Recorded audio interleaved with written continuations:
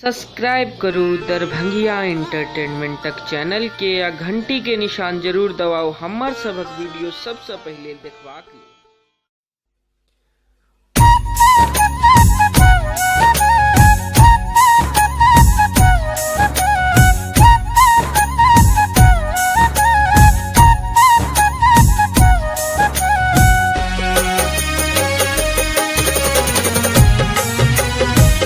अपने सब सुनि रहल छी दरभंगिया कैसेट एंटरटेनमेंटक प्रस्तुति।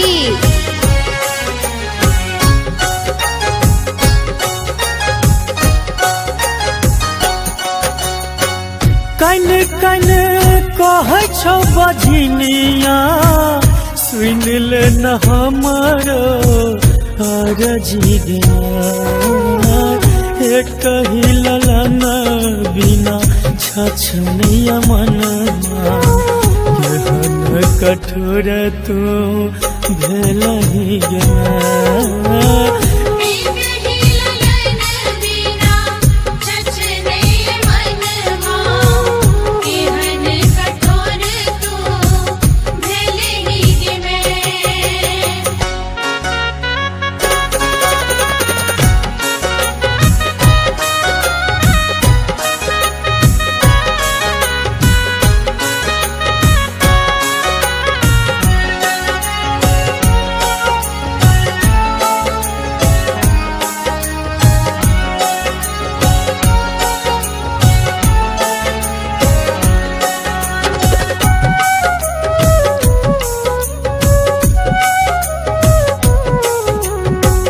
ममता के मूर्ति में कोना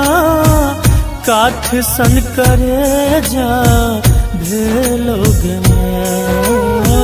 हकन कन छो तोहर बेटी बजनिया केहन निठुर तू भेलगे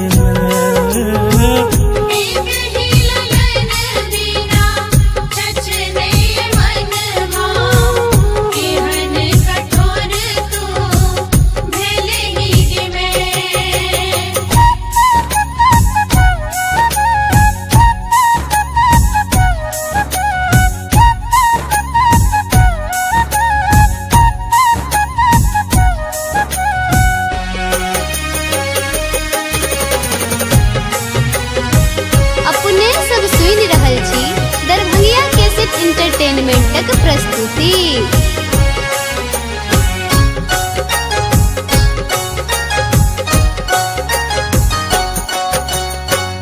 कुहू क्या जना बन बीच कोइली हमरा के किया कुहू हरैया मन हम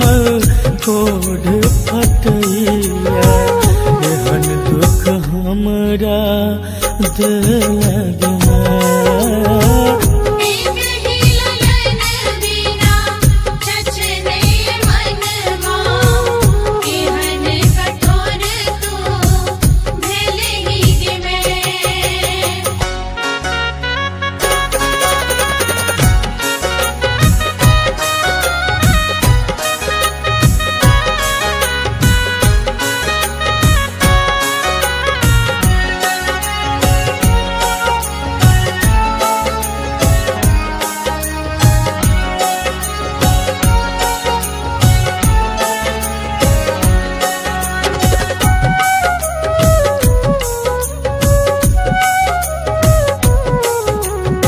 सासु मारा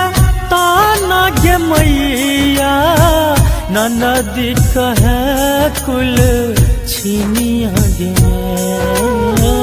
कहिया सजन हमर नटवर नागर आइब घर सब तिनिया गे